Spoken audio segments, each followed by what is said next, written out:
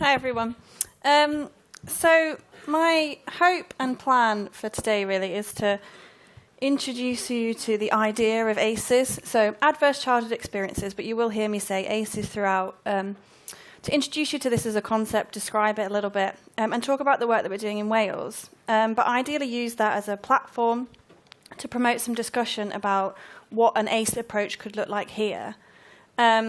I, for my sins, am a researcher and a statistician, though, so I'm going to start with a few important caveats for you.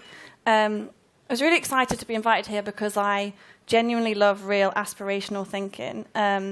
I think, let's innovate, let's set really ambitious targets. Let's be the first to do something, because why not? Someone's got to be first. Obviously, I have to navigate some challenges between research into practice, but I want to be clear on my personal view, and that is, let's consider what's evidence-based. Let's work really hard to try and monitor and evaluate what we do, but let's really quickly get to the act of doing and doing something worthwhile. So that's the first thing. The second thing is that, as Greg mentioned, the subject of ACEs is quite emotive, it's quite upsetting. I want to say, let's not be stoic about this. Let's get really emotional about this, but let's use that sadness and frustration to drive us forward to do something.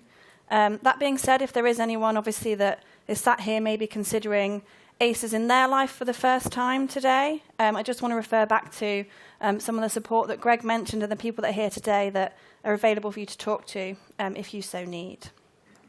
So I'm going to start here. The human brain, we've heard a bit about this today already, but a baby's brain grows from about 25 to 80% of its adult size during the first 2 years of life. And all I want to say about this really is that babies that grow up in safe, stable, nurturing environments, their brains develop in a way that helps them to get good social and emotional health, basically. They develop nicely like that. If babies and children are exposed to trauma, to abuse, to adversity and stress, their brains become quite different. So we say that this chronic stress kind of locks them in this state of fight or flight. And what they can't do is recover from that. So they're fixed there with a sense of hyperarousal. And that can have quite important and devastating impacts, as we'll see. So the first story I'm going to tell you today, it isn't my story. It's not a story of the proverbial friend or any one person that I know. But as you'll come to see, it's possibly the story of 2 or 3 children in every classroom, perhaps hundreds of patients in every GP practice. And I'm just hoping that you can decipher the Welsh accent.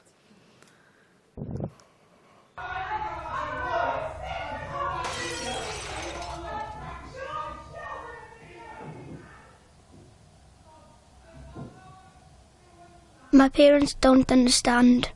All the drinking and fighting means I'm scared. I'd like a cuddle, perhaps a bedtime story. But mostly, I'd like them to stop shouting at me, and sometimes they hit me. Feeling scared every day and not feeling loved or wanted will change me for the rest of my life. Later, I'll have problems with school, problems with alcohol, and I'll get in trouble with the police. What's happening to me right now means I'm more likely to have serious health problems in middle age, and die sooner than I should.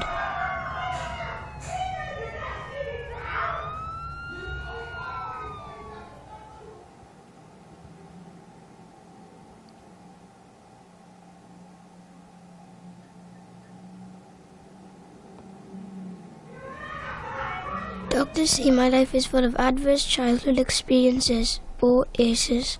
But in my world, this means I see my dad hitting my mum. Dad's got a drinking problem, and mum's always crying, even with the tablets. I'm always being shouted at and hit. After the booze and fags, there's not a lot of money for toys or clothes, or even food. I'm getting used to being scared all the time, but now I'm just angry. Doctors say things are changing inside me. My brain isn't learning how to control my feelings properly. My body can't relax like those kids who don't have ACEs, so my body won't be able to repair itself properly when I get older, making it more likely I'll get cancer or heart disease as an adult. It hurts when my parents hit me, but the real damage is hidden, and that damage will be with me for life.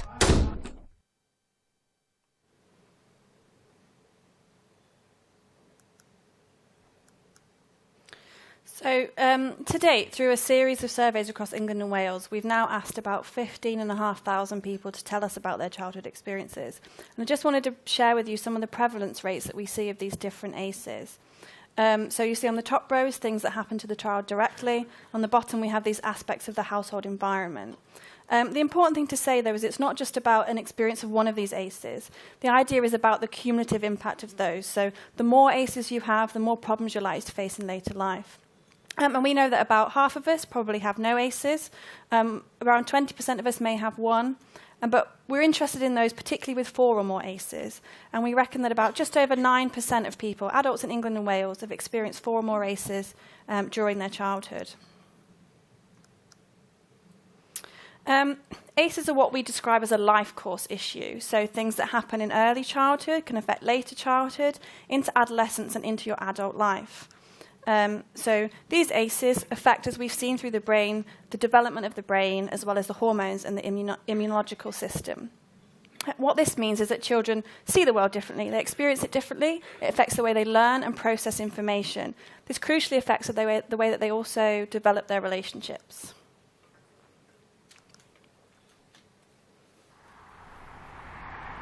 I drink and smoke. They say I'm out of control, but I'm not. It's just my way of coping with my ACEs. I've been in plenty of fights, but what's wrong with that? Kids' punches don't hit half as much as when my dad hits me. I beat up a kid last week at school because he looked at me weird. Who cares? I ended up with more time out of school. Learning's not for me anyway, and the teachers don't care any more than my parents. I don't like the way anyone looks at me except my girl. She's 16 and pregnant, just like my mum was with me.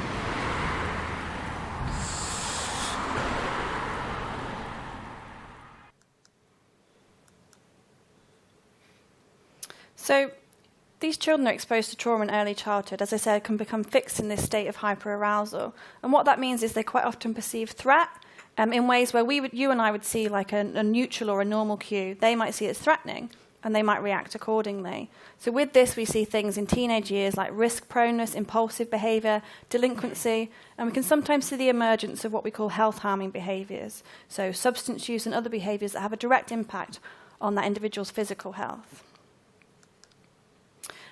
So individuals with 4 or more ACEs, we found through a series of research studies, are twice as likely to leave secondary school with no qualifications compared to those who have no ACEs. They're 3 times more likely to suffer mental health problems, such as anxiety or depression. They can be up to 6 times more likely to suffer from problematic alcohol use, and 8 times more likely to be involved in violence as an adult. So this is where I've ended up. I've got diabetes and cancer is probably on the way. I know these kill you, but I couldn't do without them. I've never had a proper job and I've spent time inside. I hit my kids. I hit their mum too, until she left. So my kids have grown up with ACEs. And now my daughter had her first kid. She's 16. The course of my life was set in the wrong direction a long time ago. I know where I'm heading, and sadly I know where my kids are heading too.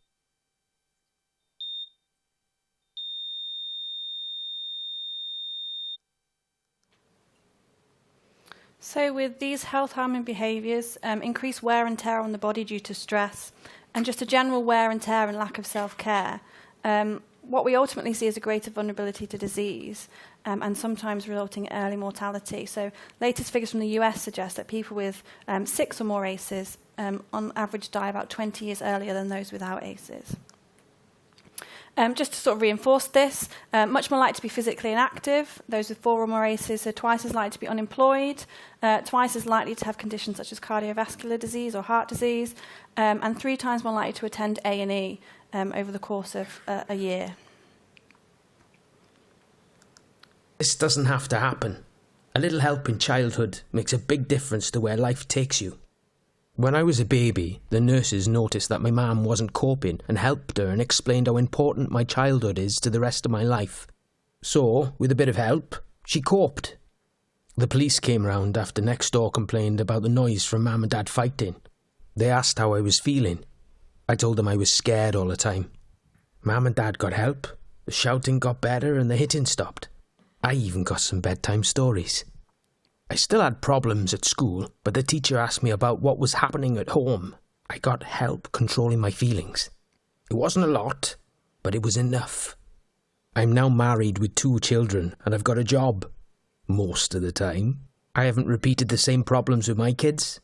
We got help when being a parent got too much. Our children are ACE-free, and that means their kids stand a good chance of growing up ACE-free as well. Almost half the people in England and Wales experienced 1 ACE as a child, and 1 in 10 of us suffered 4 or more ACEs. If we stop ACEs, millions of children would not become smokers or binge drinkers, and levels of violence in adults would be cut in half. Fewer ACEs in childhood also means fewer adults developing diseases like cancer, heart disease, and diabetes in middle age. We all need to be ACE aware. Are you? Doctors, police, nurses, teachers, firefighters, and most importantly, parents. The more you know about ACEs, the more you can help stop children growing up with ACEs in their lives. And for those of you who have already suffered ACEs, the more you know, the more you can help yourself and others who have suffered ACEs cope. So I thought that animation could tell it better than I could, really. But the next part of the story is what we've been doing in Wales. So work in Wales began in 2015 with the first national survey. This just allowed us to explore the extent of ACEs within our population. From then, we've been through a series of different dissemination activities, events, to generally get to a point where now ACEs is part of a common lexicon in Wales. People understand what they are, but more importantly, how they're relevant to their families and the communities that they work with. Building on that, we've now moved into more of an area of increasing the knowledge and skills of people to help them identify ACEs, to help them ask questions about ACEs, talk to people about them, and then have the skills and, more importantly, the confidence to be able to respond to those discussions and support people either to prevent ACEs or to mitigate some of these impacts that we've seen. So we've got some great pockets of work going on in different sectors and disciplines. I obviously don't have time to talk about them all, but if your area of work's here and you'd like to know more, then please do come and speak to me. I wanted to say something about this, though, about supporting parents. So we've got loads of international evidence that says that work to support parents can have positive impacts on child development. So the likes of home visiting programs, parenting programs, we see reductions in negative things like child maltreatment and poor parenting behaviour, and improvements in the parent-child relationship and the nature of attachments. Also some long-term impacts, so just a few examples there. But what we're doing in Wales is trying to look at the way that we talk to parents and the way that we skill those parents so that their discussions are more ACE-informed. So we get parents to consider their own ACEs, but think about how their ACEs may be influenced in the way that they build relationships with their children. So we've added an ACE lens over this discussion. I wanted to also mention something on the response side to ACEs and about mitigating the impacts. So there's quite an appetite at the moment for this idea of routine inquiry. So this is incorporating questions about ACEs into your normal assessment process. This has been trialled and practiced in the US, and they've found that asking about ACEs within sort of GP visits can reduce pressures on general practice, but also on emergency care and the attendances to emergency department. And experts believe that this is partly because there's an inherent therapeutic benefit to simply asking these questions and being able to talk about them with a care professional, but also that understanding the root causes of some of these health complaints, particularly somatic things like headaches or persistent stomach aches, can help in appropriate treatment and response and referral for those individuals. What we're doing is we're currently working with some pilot sites in North Wales and also in Lancashire to test this approach. So we've got people asking these questions within, both nurses and GPs within primary care settings. And so far we're finding that when they're trained, practitioners are really happy to do this. They're happy to ask the questions and deal with the responses. And patient feedback has been really overwhelmingly positive. So people understand why this is relevant, why a health provider might want to know, and they're quite comfortable to answer these questions in that context. The next part of the journey for us is to look at outcomes. So we're hoping over the next 3 and 6 months to consider how often those patients then go back to the GP, what kind of medication they're on, and some other measures of their health and well-being, to look at if we can see some kind of tangible impact of this. Important to say that we know that not all people that experience ACEs go on to experience these negative outcomes. So there are people that will find ways to manage and to cope with their ACEs and to lessen some of the impacts of ACEs. So this idea of resilience and building resilience. So this is a new area of work for us, really. Lots of key elements to resilience, but the one that we have found from our studies in Wales that seems to stand out is this idea of a trusted adult. So having that one person, that stable relationship, somewhere that that child can go for support reliably. So someone that is always there for them. Often a parent, but not always a parent. I wanted to share this with you. So these are all people that have 4 or more ACEs. So they're all people that have experienced a lot of this adversity. Those in the blue told us that they always had that trusted adult available to them during their childhood, compared in those of the red who said that they never did. And this just demonstrates that people that always had that trusted adult, even though they've got their ACEs, suffer less from some of these negative outcomes. So we're doing work now to look at who could those adults be. Can we foster those types of relationships in education, for example? What role do the likes of grandparents have as that trusted adult in building resilience in our children? The final step and the overarching aim is this idea of ACE-informed communities.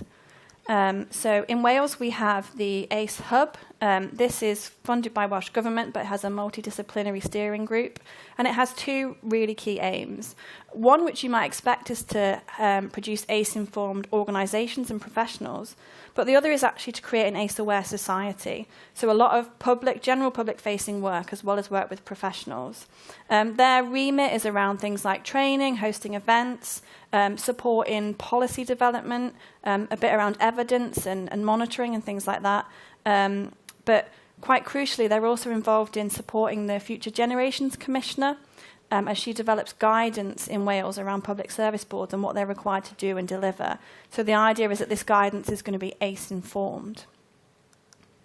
They're also identified particular vulnerable groups that they might want to work with, so looked after children and veterans are areas of new work. It'd be remiss of me not to say that there are some significant challenges in this area of work. So these are some of the things that we hear oh so often. And I suppose the important thing that I wanted to say really is that we're talking about making this trauma and this childhood adversity more visible. We're increasing visibility. We're not increasing trauma. We're changing culture and we're changing questions. So maybe we're asking a different question from what's wrong with you to, well, what happened to you? There may be many people, and we just simply haven't seen across all these different sectors this huge increase in demand that people are fearful of. There are lots of people, like I say, have been living with their ACEs for some time. They've developed ways to cope with them. All they may require is just being able to have that conversation. They might require some additional support, but that could be a form of brief intervention. It could be simply restructuring the support they already have. And there could be great sources of support in their lives that they could access that they're currently not aware of. For a few people, they may require more specialist support, but it's worth considering when we consider health as a whole system that this could be diverting people out of other unnecessary care, so emergency department or primary care for things that have previously been misdiagnosed. So the last thing that I just wanted to say, and I'm right on time, unfortunately, is that what's your story now? So how can you move forward from today to become more ACE-informed?